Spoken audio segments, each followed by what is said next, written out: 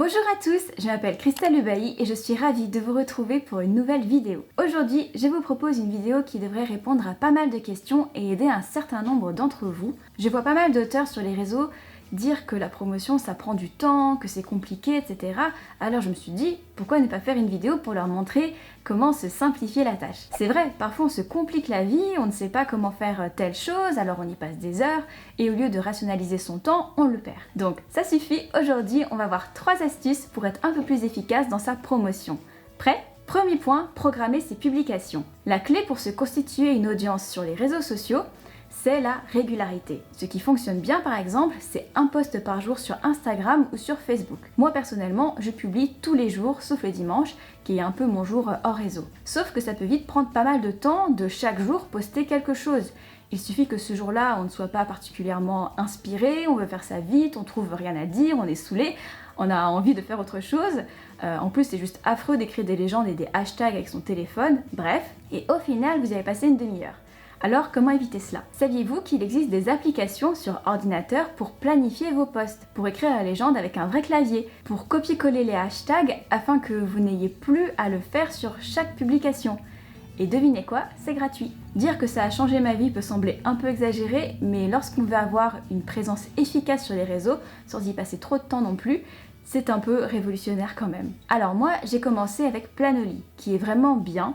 L'interface est plutôt claire, il suffit de s'inscrire avec son compte Instagram et direct on peut planifier ses photos. Et ce qui est vraiment chouette, c'est qu'en un clic, vous copiez-collez des hashtags que vous avez enregistrés. Juste 2 points de vigilance, la formule gratuite est limitée à 30 posts par mois, ce qui est largement suffisant en particulier si comme moi, vous vous accordez un jour off. Et la formule gratuite ne fonctionne que pour Instagram. Si vous voulez planifier sur Facebook avec cette application, il faut payer. Mais après tout, étant donné que Facebook vous permet déjà de planifier vos publications, est-ce nécessaire? À vous de voir. Actuellement, je suis en train de tester une nouvelle application que l'adorable Emily Lols m'a conseillée.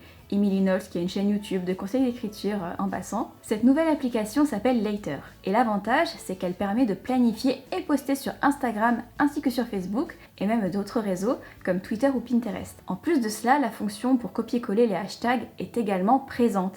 Donc on gagne encore plus de temps. Du coup, ce que je fais moi et vous conseille, c'est de prendre un jour dans la semaine où vous préparez toutes vos publications à venir.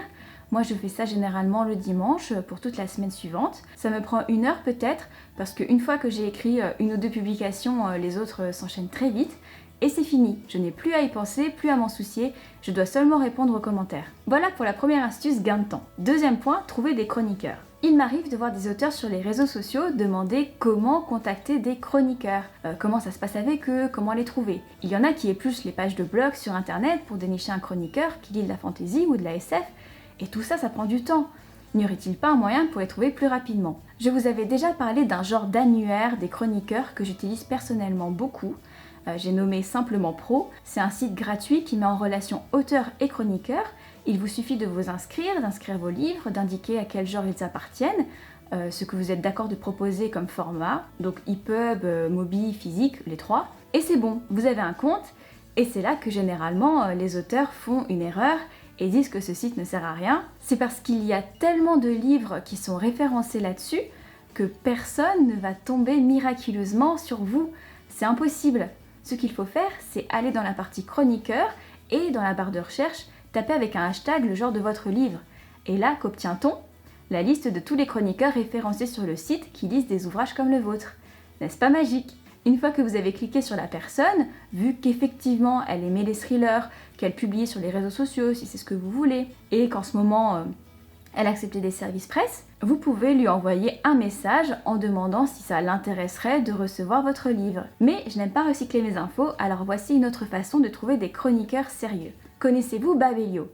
Si vous avez auto-édité ou que vous allez éditer votre livre, c'est important de connaître ce site. Babelio est un site de partage de lecture, une communauté pour les passionnés du livre si vous voulez. Les lecteurs partagent leurs livres, leurs avis et échangent leurs recommandations.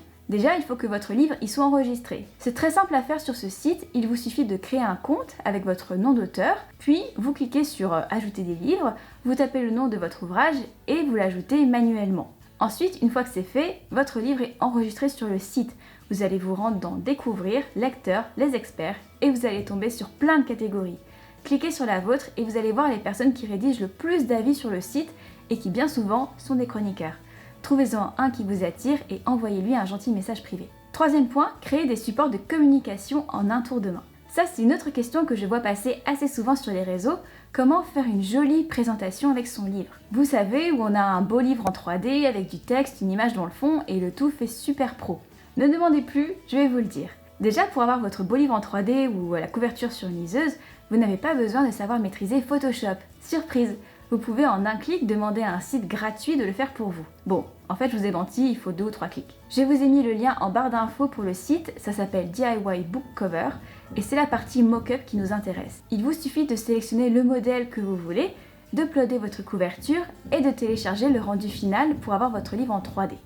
N'est-ce pas fantastique? Ça vous a pris 2 minutes et 0 compétences en informatique. Juste un point de vigilance, lorsque vous téléchargez votre image, le site vous propose 2 formats. Le JPEG et le PNG. Prenez le PNG. Pourquoi? Tout simplement parce que JPEG et PNG sont 2 formats différents et qu'en gros les JPEG vont avoir un fond blanc derrière votre livre alors que les PNG vont avoir un fond transparent. Et retenez ça pour la suite, le format PNG c'est important. Maintenant vous avez votre livre, super, mais qu'est-ce que vous en faites? Vous ne pouvez pas juste le poster tout seul comme ça et vous avez raison. Alors suivez-moi encore un instant. Vous allez retourner sur votre navigateur et vous allez vous rendre sur le site de Canva. Canva est un créateur de visuels en ligne qui a une partie gratuite et une payante. Ne vous inquiétez pas, on va rester sur la partie gratuite. Vous créez votre compte, moi j'utilise la connexion à Google ou à Facebook parce que la flemme, et ensuite vous allez cliquer sur créer un design. Une petite liste se déroule, vous pourrez créer plein de choses par la suite, mais pour l'instant on va essayer de faire un post Instagram et Facebook avec notre livre 3D. Donc vous allez cliquer sur réseaux sociaux et votre petit carré de travail apparaît. Ça c'est la taille d'un post sur Instagram qui convient très bien à Facebook. Ensuite, vous allez cliquer sur photo, taper un mot-clé et vous trouvez votre image de fond. Vérifiez bien qu'il y a marqué gratuit sur la photo, puis une fois que ça sera fait, vous cliquerez sur télécharger et vous uploaderez votre livre en PNG. Vous le ferez glisser sur votre image et voilà, vous avez une photo avec votre livre derrière. Bien sûr, après il faudra rajouter du texte, mais ça c'est à vous de voir. Et dernière astuce pour la fin, imaginons que vous voulez insérer un logo Amazon pour dire que votre livre est disponible sur Amazon. Allez sur Google Images, tapez Amazon logo PNG et prenez le logo qui vous plaît. Vous voyez le fond avec des carreaux? Ça veut dire qu'il est transparent et donc vous n'aurez pas de fond blanc moche autour, comme pour votre livre en fait. Et à la fin bien sûr, vous téléchargez le résultat, le site va essayer de vous vendre un truc mais on s'en fiche de ça, prenez simplement votre image. Et voilà, la première fois que vous le ferez, vous y passerez 1 heure peut-être, mais ensuite ça ira de plus en plus vite et vous aurez de super beaux visuels facilement et gratuitement. C'est tout pour aujourd'hui, j'espère que cette vidéo vous a plu. Si c'est le cas, n'hésitez pas à la partager sur les réseaux sociaux, à la liker ni à vous abonner à la chaîne. Moi je vous dis à la semaine prochaine pour une nouvelle vidéo. Bye!